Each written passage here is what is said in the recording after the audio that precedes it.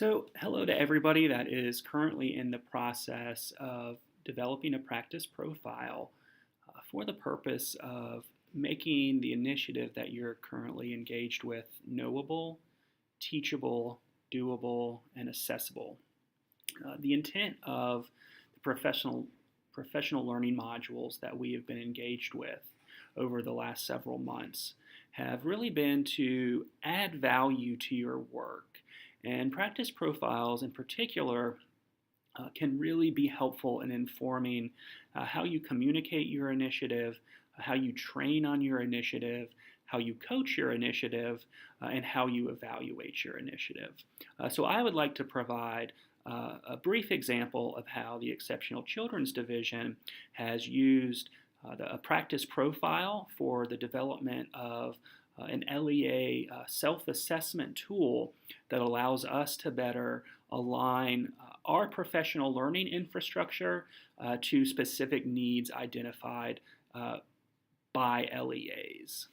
Fairly recently, the Office of Special Education Programs, or OSEP, at the U.S. Department of Education has made a fairly substantial shift in their accountability model, moving from predominantly a compliance-based focus to a focus on results and outcomes for students with disabilities. As a result of that, they required states to do an in-depth analysis of student needs and state infrastructure and identify a single metric that they would report on annually, a metric that was tied to some result. The metric that North Carolina determined would be the most salient to report on after this data analysis was 5-year cohort graduation rates for students with disabilities.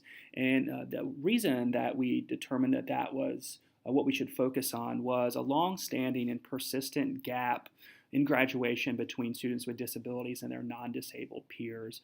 And knowing our vision and our mission and what we want for kids when they are leaving our classrooms to be college, career, community ready, we knew that this was a very important outcome and one that we could improve results for students.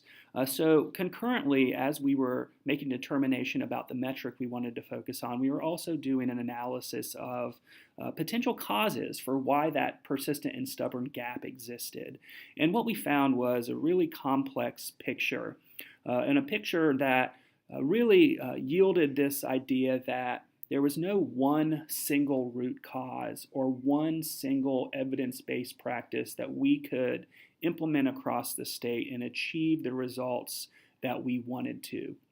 And what we determined was we really had to take a much more comprehensive approach in equipping LEAs and charter schools with the tools and with the resources that they needed to identify their own local root causes, to be able to effectively communicate that back to us so that we could subsequently better align our infrastructure, better design and deliver professional learning to meet the local context, the local needs of districts as it related to graduating students with disabilities.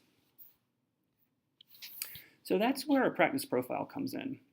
Following the conclusion of not being able to address a single root cause, the EC division engaged in an iterative process of developing a practice profile for the purpose of operationally defining comprehensive special education services that support graduation rates for students with disabilities. And in doing so, EC staff and a whole host of internal and external stakeholders ended up identifying 6 core elements that included policy compliance and monitoring, fiscal management,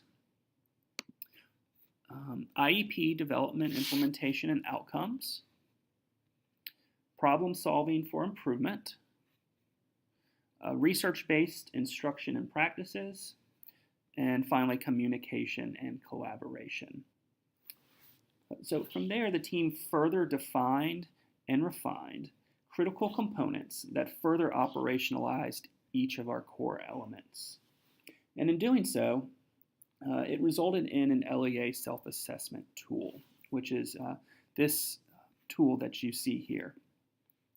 And through a year-long professional learning and coaching process, LEAs develop stakeholder teams and engage in the self-assessment process where they work through each of the core elements, each of the critical components based on these developmental variations. They were able to collect, synthesize, and analyze data sources and make some ratings about where they fell within each critical component contained within each core element.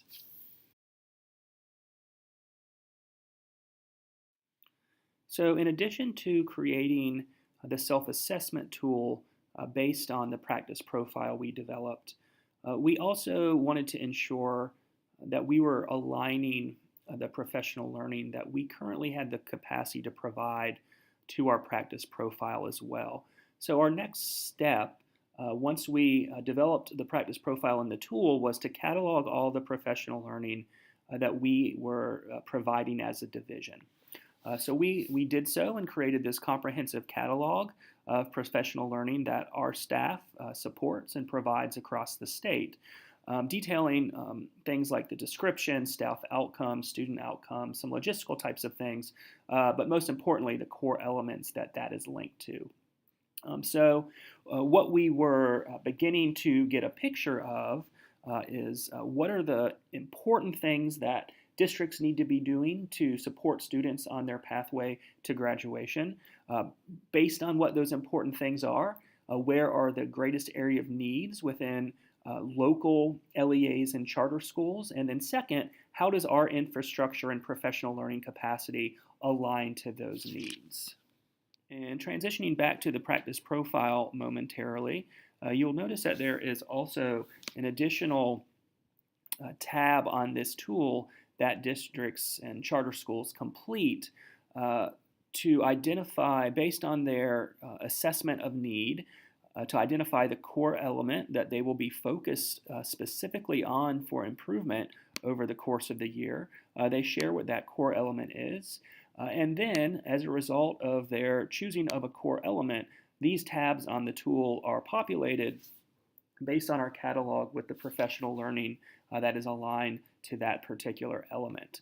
So what this gives is a district an opportunity to systematically identify some root causes related to graduation gaps, develop some plans to support those root causes, and then communicate to us what professional learning is going to be most salient, helpful for them as they begin the implementation of these plans the following year.